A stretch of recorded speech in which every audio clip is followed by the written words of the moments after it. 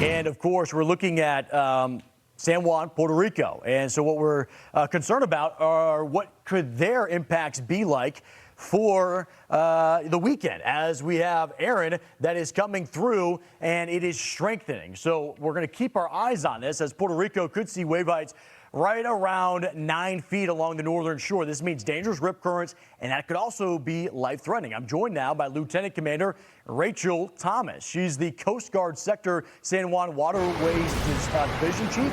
And Lieutenant, thank you for being with us here. What has the Coast Guard done kind of ahead of this storm to prepare, and what's your biggest concern when you're looking at Erin's path?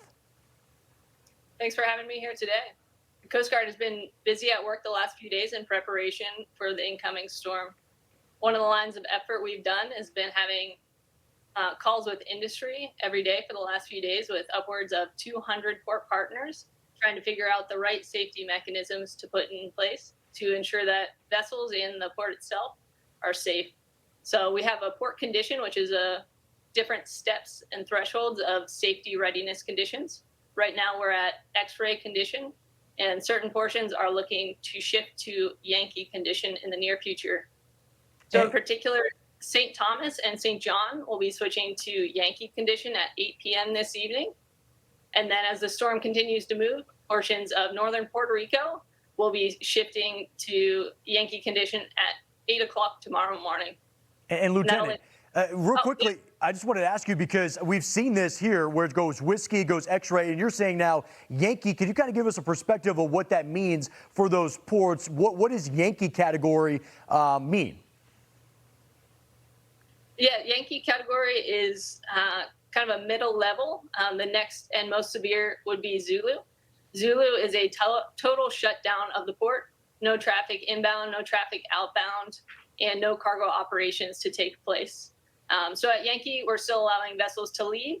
They have to have a plan in place, and in Yankee, they're taking actions in that plan. So for some vessels, that's going to be to stay in port, and they might have to move to a more secluded and sheltered mooring area.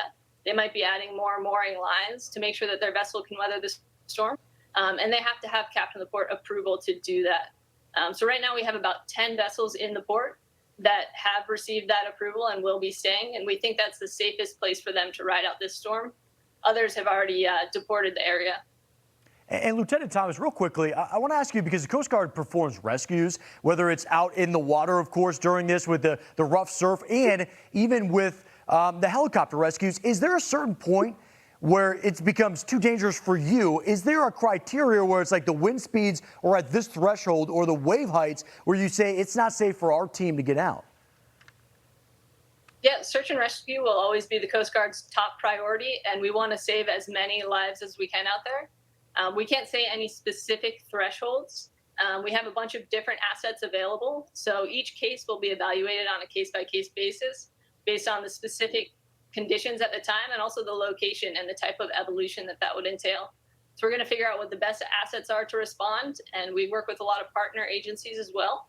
So it might be the case that they have an asset that's better prepared to respond, but we'll use all of our resources available, and if it's safe to do so, we will conduct that SAR case. But the best idea is to not become a SAR case, so please do stay away from the shore, stay home, stay safe this weekend.